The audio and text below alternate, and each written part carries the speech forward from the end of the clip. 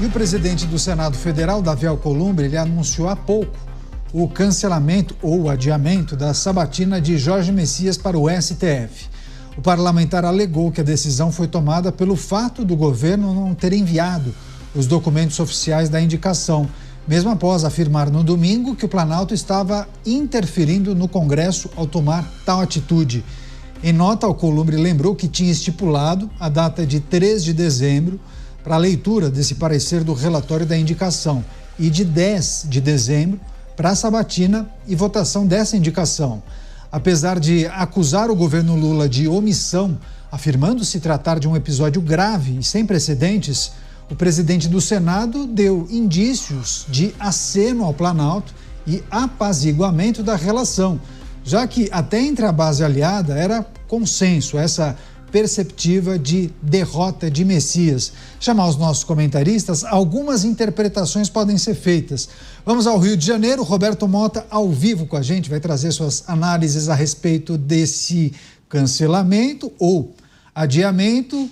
Quem seria o grande beneficiado, né, Mota? Bem-vindo, boa noite. Dificilmente será o povo brasileiro.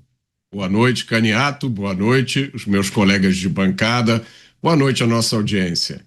Em toda a história do Brasil, apenas 4 indicações para a Suprema Corte foram rejeitadas pelo Senado. As 4 indicações aconteceram em 1899, no governo de Floriano Peixoto, o Marechal de Ferro. É extremamente improvável que isso se repita. É lógico, se acontecesse, seria uma catástrofe absoluta para o governo. O governo tentaria recorrer, óbvio, quem sabe até pedindo uma decisão judicial que transformasse a reprovação em confirmação. No Brasil, tudo pode acontecer.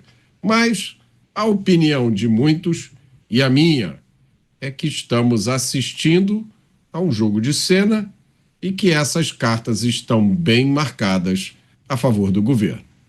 A informação que temos até aqui é que o governo não teria enviado os documentos e, por essa razão, o presidente do Senado Federal decidiu adiar ou cancelar a sabatina com Jorge Messias. Seria Jorge Messias o maior beneficiado? Vamos chamar o Luiz Felipe Dávila, vai trazer também suas impressões e reflexões, né? Final da tarde com notícia quente, Alcolumbre e o cancelamento da sabatina de Messias. Dávila, bem-vindo.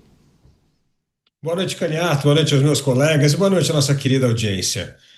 Caniato, tudo anda de acordo com a barganha política. A barganha política é o seguinte: vai ganhar um pouco mais de tempo, apelando a uma questão técnica de não ter enviado a documentação ao Senado. Isso impede que o presidente do Senado, Davi Alcolumbre, realize a sabatina, mas neste ganha-tempo, os dois tentam ganhar tempo. Primeiro, o presidente da República para tentar aprovar o nome de Jorge Messias e diminuir a resistência.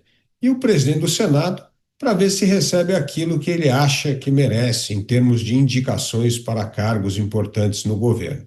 Este é o jogo que vai correr daqui para frente. O fato é que a escolha de Jorge Messias não corresponde mais àquele notório saber jurídico que se espera de ministros da Suprema Corte. Mas ele não é o único caso. As últimas indicações demonstram que hoje, para conseguir uma vaga na Suprema Corte, é melhor ter notória conexão política e ideológica com o presidente da República do que o notório saber jurídico.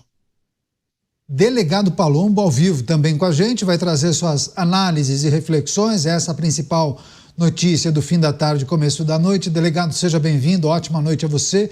Presidente do Senado, Davi Alcolumbre, disse que não recebeu os documentos oficiais que permitiriam que a sabatina acontecesse no dia 10. E aí ele toma essa decisão de cancelar esse que seria um evento importante para decidir quem seria o substituto de Luiz Roberto Barroso. Então, cancelada ou adiada a sabatina, quem se beneficia disso, hein, delegado? Bem-vindo. É claro que é o governo. Boa noite, Caniato, boa noite, colegas de bancada e amigos da Jovem Pan.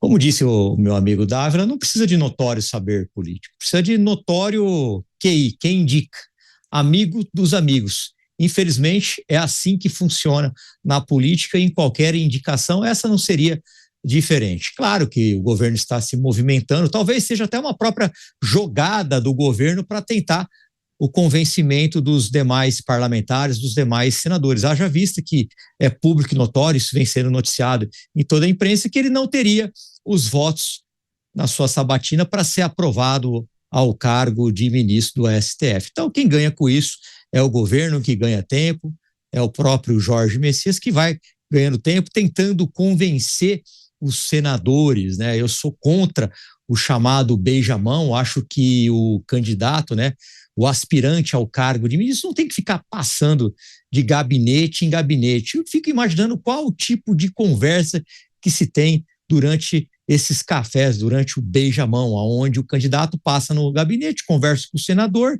Que tipo de conversa que será que tem? Seria mais ou menos assim? Você tem um problema lá no STF, um processo? Olha, mas se um dia eu estiver lá, caso eu esteja lá, caso eu conte com o seu voto, talvez eu vá te julgar de determinada maneira. Ou seja, isso é um completo absurdo, isso é antidemocrático. E é claro que o governo, percebendo isso, o próprio Jorge Messias percebendo isso, achou por bem aí, talvez, né? Não sei se com um acordo do atual presidente do Senado, dar uma baixada de bola, esperar mais um tempo, tentar o convencimento de todos ou da maioria dos senadores, para depois se iniciar a sabatina. Taniato. Pois é, inclusive esse é o tema da nossa enquete do dia. Quem puder, entre no portal da Jovem Pan, manifeste a sua opinião, se isso ajuda ou atrapalha Jorge Messias. Mota, há quem diga que muita coisa pode acontecer daqui para o próximo ano, né? Muita água pode passar debaixo dessa ponte, e há quem diga que não teria sido adiamento, poderia ter sido um cancelamento definitivo. Seria o governo cedendo à pressão de Davi Alcolumbre? Você apostaria numa mudança substancial, um cavalo de pau de 180 graus, e no ano que vem aparecer uma nova indicação, um novo nome pode surgir? Talvez um ex-presidente do Senado Federal sendo indicado? Vamos tratar essa questão com calma. Eu acho que é impossível a indicação de qualquer candidato que não seja essencialmente um operador político. Não existe hipótese de ser indicada uma figura neutra, que se caracteriza pelo notório saber jurídico e por isenção política.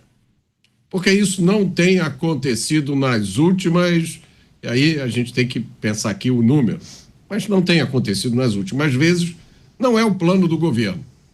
Então, se não for esse candidato específico que o governo quer, será outro, na mesma linha.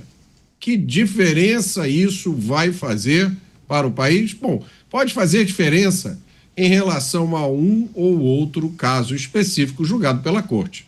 Mas, no frigir dos ovos, no cenário global, não vai fazer diferença nenhuma.